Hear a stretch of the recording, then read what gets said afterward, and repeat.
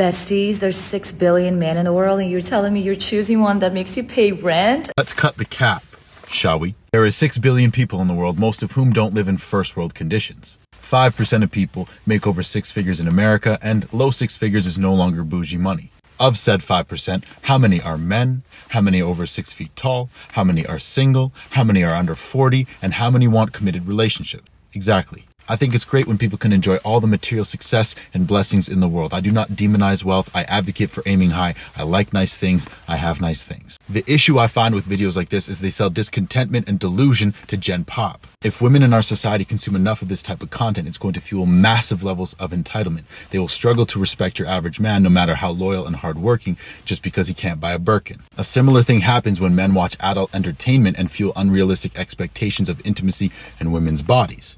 It can be pretty harmful stuff, can't it? I never cheat. I don't cheat because you want to know why? Men take a lot of pride in having a woman who is theirs. If you go cheat on your man, he's not going to look at you the same because part of the pride and love for you is that like you're his. Yeah, at that rate you're not exclusive. No. Yeah, fact. Can't decide, is he right or wrong for this? And now you talking about let me call my Uber because now you nice my and Uber is literally on the way. So what you gonna do? Like you want me to cancel my Uber now? They charge you for that. Listen, okay, they charge me for all this damn food and I ain't get nothing out the deal. What you want me to do? You want me to cash app you? Yeah, I want my money back. Okay. I take my money back. How much do you think I owe you? Yeah, you owe me $48 and $100 for my time because I wasted it. Okay, wait. The nachos was $10. Hey man, we ain't 6 carrying the one. Send me my money and go about your business. No, if we gonna be all the way fair about it, the nachos was $10. The drinks for 2 for 10, and I got a water. Baby, that's $20. Well, run me my money. Run me my money. I'll send you 25. Yeah, well, send, just because you I'm know what? generous. Send me 25 and get the hell on. That you ridiculous. Can tip the girl. Yeah. Let me get that. Yeah, the waitress was giving me the idea, boss. I should have bought her something to eat. At least I'd have got something out of Okay, you see this? Yeah. 25. Send that. That's what I'm about to send. Send that. Do that.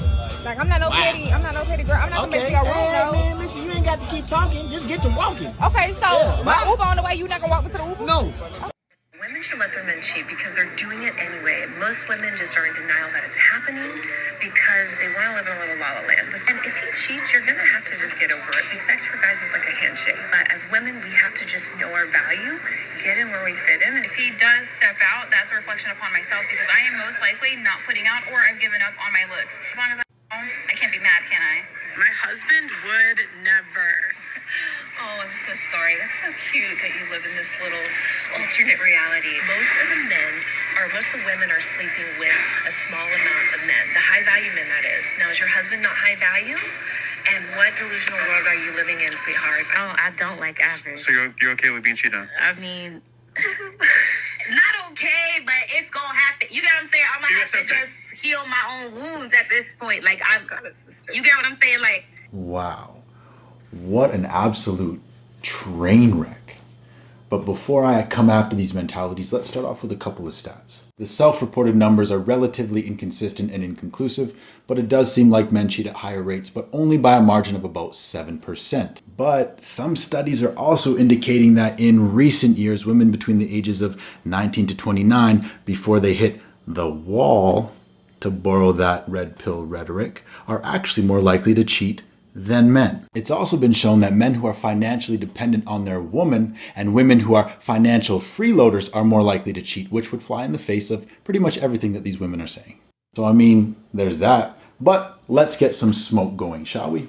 I do try to uphold a to each their own mentality, but I think the mentality of these ladies needs to be called out. Let's call it what it is, shall we? You are women who are willing to sell yourselves to the highest bidder and are willing to share a man if he's able to afford your price tag. You are for sale. You are a commodity. Paid actors. You want to be with men who can pay for your physical upgrades and where your only job is to maintain the one thing that you think you have to offer to men. Yeah, you might be his favorite toy, the one he comes home to, but you're still a toy, you're still temporary, and all you're trying to do is mentally and emotionally cope with your lack of value. One woman even condescendingly scoffs at the idea of another woman's husband's faithfulness. Projection much? I did normally agree with him, but you have to take into account some religions, say Islam or Mormons. Some religions, like Islam or Mormons, do have multiple wives. In history, biblical and otherwise, we know of multiple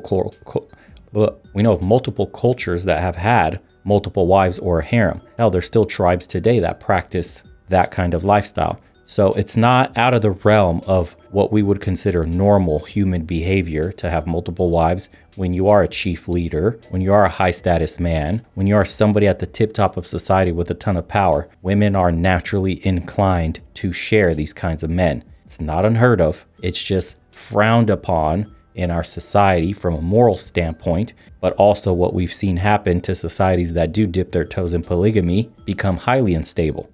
A little research, and this woman, Janelle, was trafficked at the age of 19, later escaping, which is absolutely horrific. But I don't think she is in any position whatsoever to be speaking about men and women who want to have healthy relationships. I'm not interested in pulling any punches today, so ladies, call it what it is, because I can at least respect that. You are sex workers committed to one client whose commitment is not returned. I find myself viscerally against pushing this narrative publicly that women should not only accept infidelity from their men, but should also promote and aspire to material gain over character values of lifestyle over loyalty. Are we really out here talking about women's empowerment and not objectifying women and watching the erosion of the stable household in our society, but also telling men if they have a certain dollar value in their pocket, they can buy a woman's loyalty and can sleep with whoever they want? Low-key, I think that this mindset is absolutely harmful at a societal level, and I think it is deserving of ridicule. Ultimately, high value only comes down to the individual's perception of value, and this is just my opinion. Take it or leave it.